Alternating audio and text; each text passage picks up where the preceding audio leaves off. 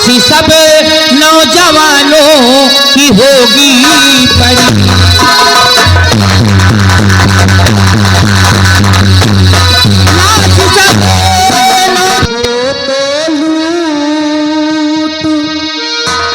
अंत समय पछताओगे जब प्राण जाएंगे छूट। ये शब्द बने हैं तलवार,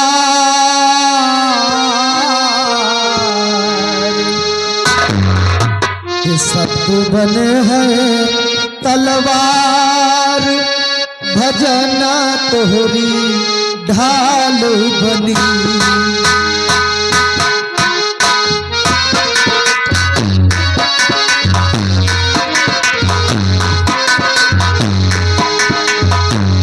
शब्द बने हैं तलवार, भजन तोहरी ढाल बनी।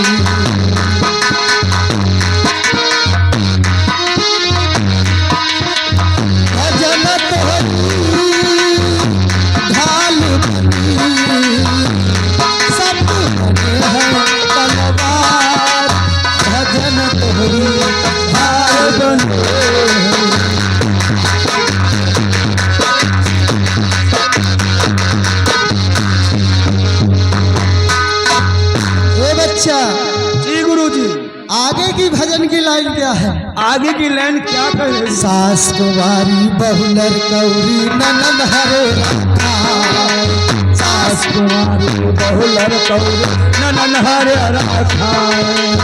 सखी सहेली देखन आई, सखी सहेली हाँ बच्चा वो क्या हुआ गुरुजी?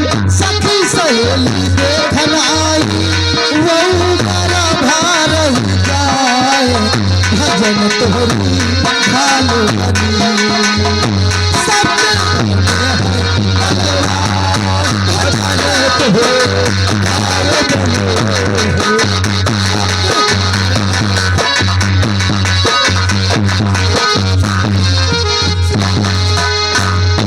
हरिओम हरिओम हरि। बच्चा गुरुजी काफी दूर आ गए हैं हम, हाँ गुरुजी, लेकिन अभी तक डाकू मोहर सिंह की तलाश हम नहीं कर पाए। गुरुजी हमें लगता है वो डाकू मोहर सिंह नहीं मिलेगा। नहीं बच्चा, मिलेगा। मिलेगा। कहते हैं हिम्मत न हारिए विसारिए न राम। हाँ गुरुजी, हैं? एक न एक दिन हम जिस मंजिल के लिए निकले हैं उस मंजिल तक हम जरूर पहुंचेंगे। इतनी दूरी से ढूंढा ढूंढा गुरुजी। एक काम करो, यहीं पर हम आसन लगाते हैं, थोड़ी देर राम नाम करते हैं। हो सकता है कि लोगों की भीड़ इकट्ठा हो, और उसी भीड़ में अगर डाकू मोहर सिंह आ गया तो हम उसे पकड़ लेंगे। सही कहो गुरुजी।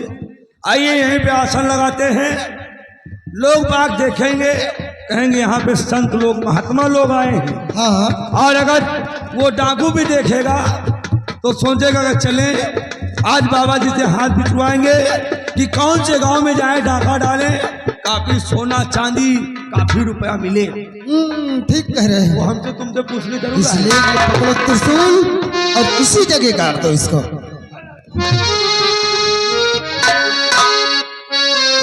राम सिया राम जय जय राम,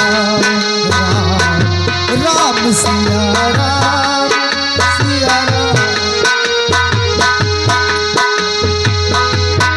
मंगल भवन अमंगल हारी, द्रबहु सुदशरथ अजिर बिहारी। राम सिया राम जय हो। राम सिया राम।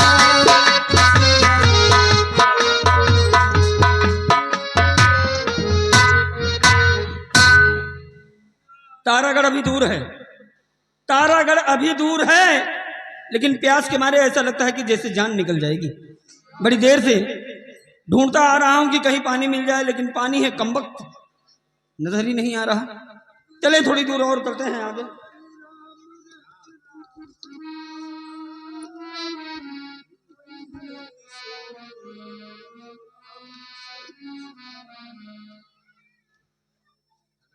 धन्य हो। कहते हैं संत महात्मा के दर्शन हो जाएं तो मानो भगवान के दर्शन हो जाएं। ओ देवी सर्वभूतेषु शत्रुतेषु संस्था नमस्तस्ते नमस्तस्ते नमो। गौरम सिरमिंड मोरम जो ईसा दूजा बोला पर निहारी लाल की जय। इतना रमणीक मन प्रसन्न हो गया। धन्य हो प्रभु, धन्य हो। कहते हैं भगवान से पर्दा कभी नहीं, मैं मूर्ख पर्दा किए बैठा हूं। राधे राधे राधे राधे कुड़ी बना दे। अरे मुरारी ने महाराज ऐसा नहीं बोलते।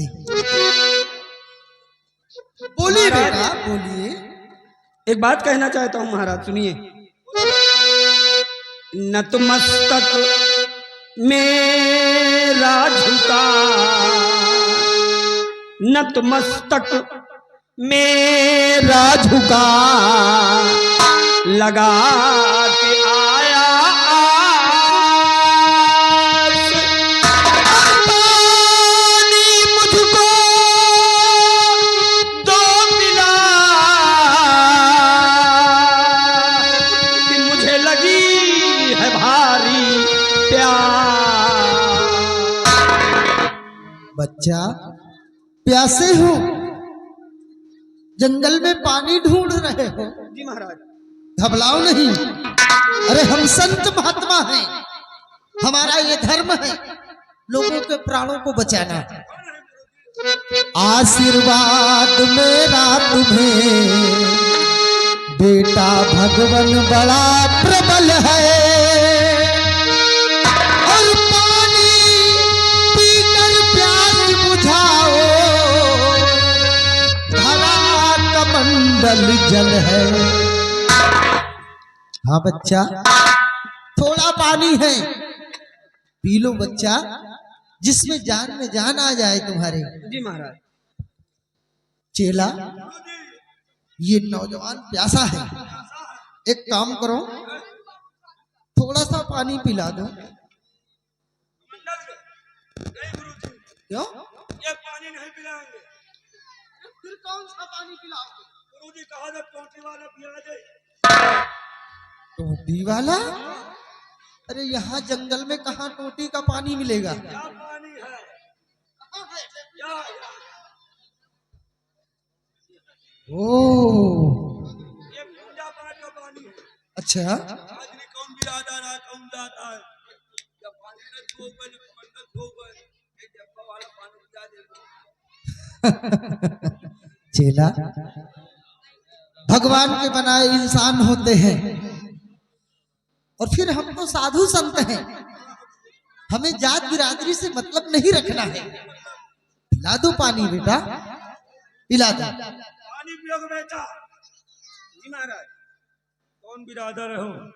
अरे महाराज पहले पानी पिला दीजिए, कि जात पात पूछिएगा, जितना जी में आए उतने सवाल करिएगा, आपके हर सवाल का जवाब दूंगा महाराज। बाला वाला पहने हो, चाहे नॉन पहने हो, बिरादर में तो बड़े ऊंच में लग रहे हो जानो। लो भी पी लो पानी, अंदाजा लगा रहे हैं, लेकिन छुओ ना।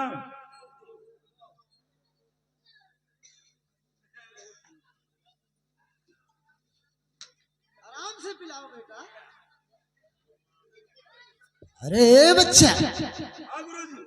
पानी तो पिलाया नहीं तुमने। अरे पूरा डब्बा खाली होएगा। अरे अबे पानी बेटा, नहीं पी। हम देख रहे हैं तुम्हारी चालाकी को, जो भी पानी है सब पिला दो। अबे कौनो गोरू हरा है कहा पूरा डब्बा का धमका दीनी अगली करके। अबे पानी नहीं पियोगा तो क्या करत रहे हो? हाथ धोवत रहो, काहे पखाना वखाना खा गया, पंजा उंजा का क्यों नहीं हाथ धो रहे? लियो अच्छा तनी के पी लियो, नहीं तो पानी न मिलियो, नलका बजा के परी पिए। लियो।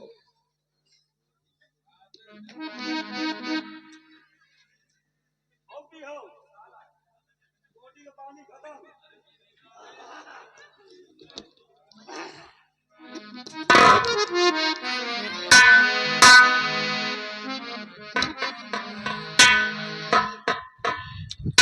अब जान में जान आई। महाराज बोलो बेटा। बहुत बहुत धन्यवाद महाराज। लेकिन महाराज अब दो बात कहने का दिल कह रहा है महाराज। कहो बेटा कहो। हाँ तो सुनिए महाराज।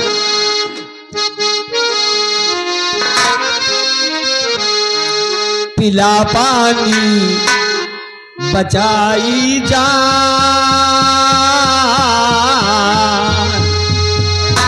पिला पानी बचाई जान को एहसान है बाबा, पिला पानी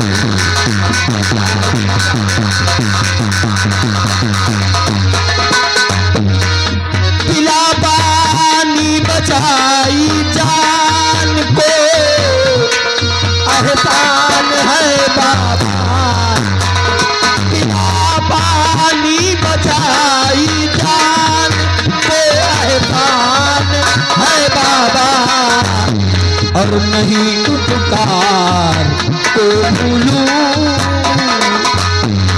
नहीं उपकार को भूलूं, जिगर कुर्बान है बाबा।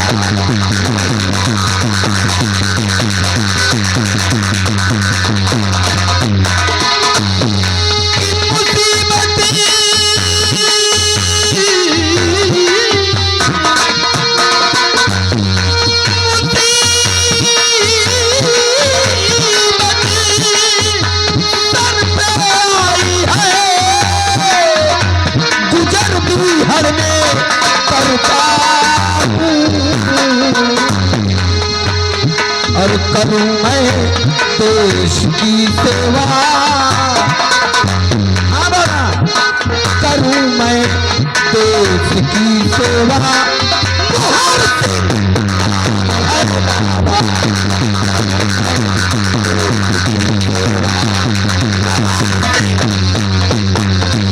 मुझे बहुत चीज मिल गया।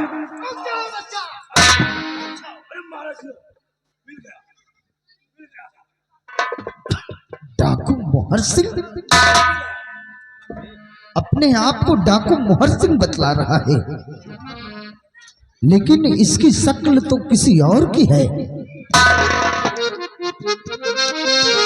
बच्चा, हम तुमसे कुछ पूछना चाहते हैं कि मुसीबत क्या पड़ी सर पर, मुसीबत क्या पड़ी सर पर, बने डाकू जो तुम बेटा।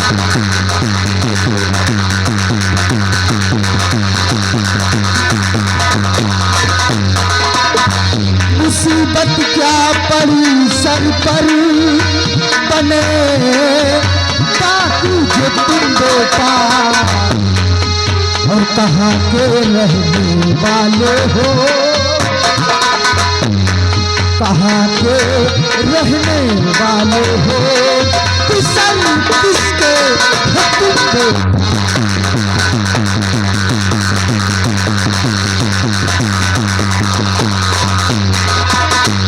मोहर सिंह डाकू बन करके वतन की रक्षा करते हो, मोहर सिंह डाकू बन करके वतन की रक्षा करते हो, और करूं आसान मुश्किल को, करूं आसान मुश्किल को छिपाना।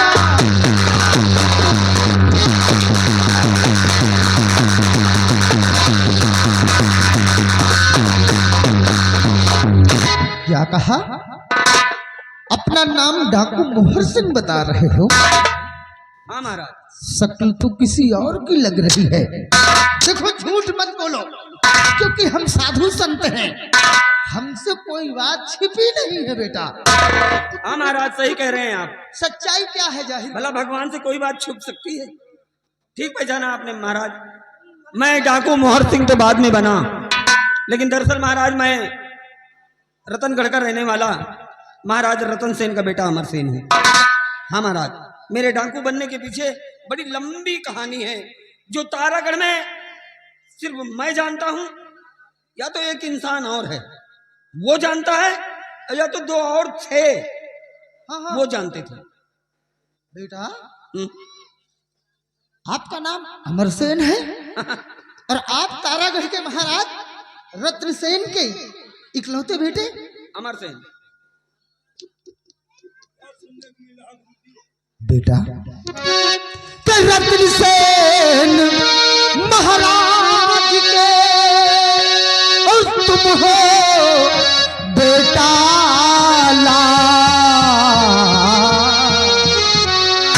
और अमर से मेरी तरफ भाई चला कीजिए ख्याल।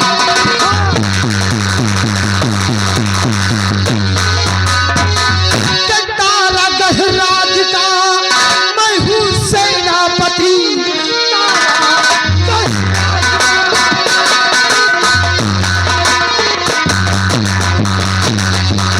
तारागढ़ राज का और मैं हूँ सेनापति। सबकी नजरों में बेटा मैं मारा गया, मंत्री महाराज केवल भाई बचे राज में और सबको मारा मोहर सिंह बताया गया।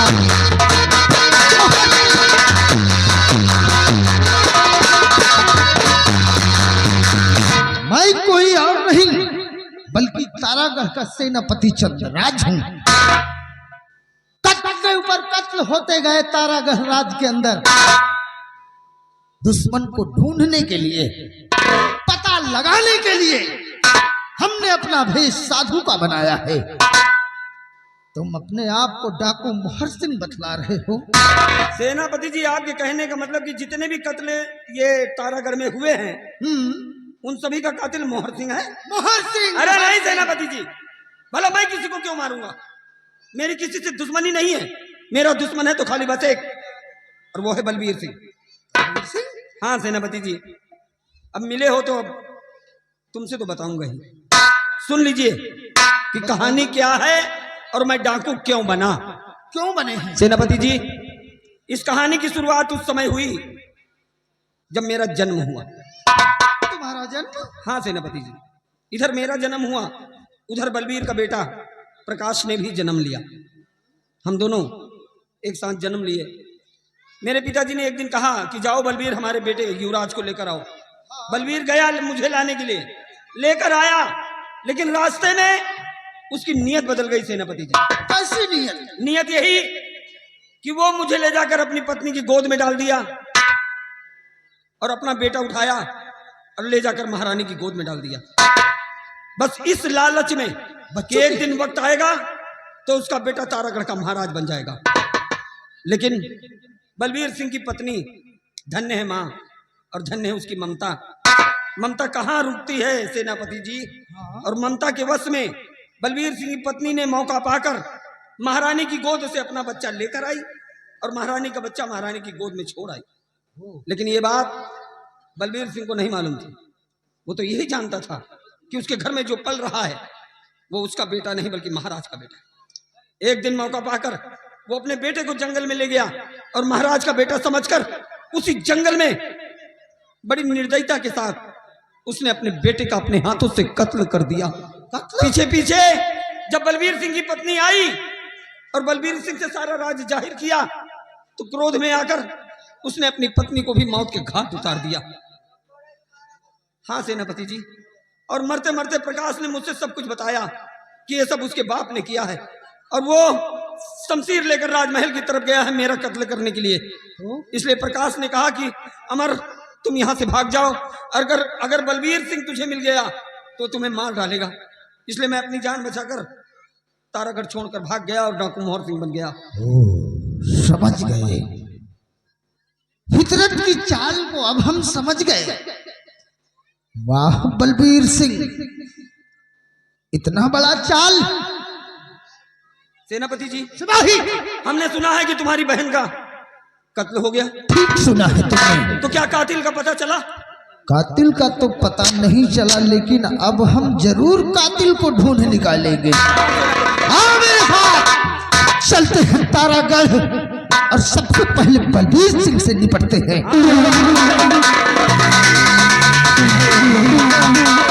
बलबीर सिंह, साले तुम्हारी वजह से हम दबाई गई। साले जने इतनी दाढ़ी रखा ली, साले कतल तुम करत रहो, ढूंढत रहो दूसरे का। और है तेरी ऐसी की तैसी, साले तेल लगा के मारूंगा तेरी।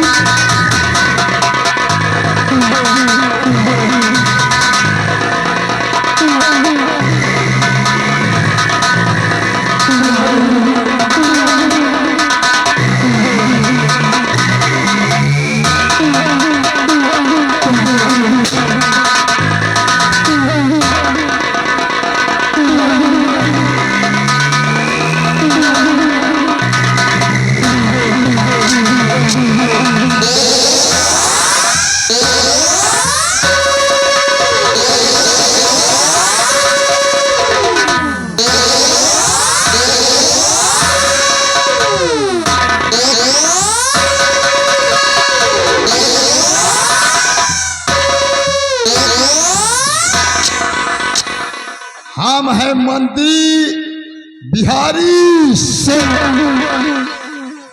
आवाज उठाया, दौड़ा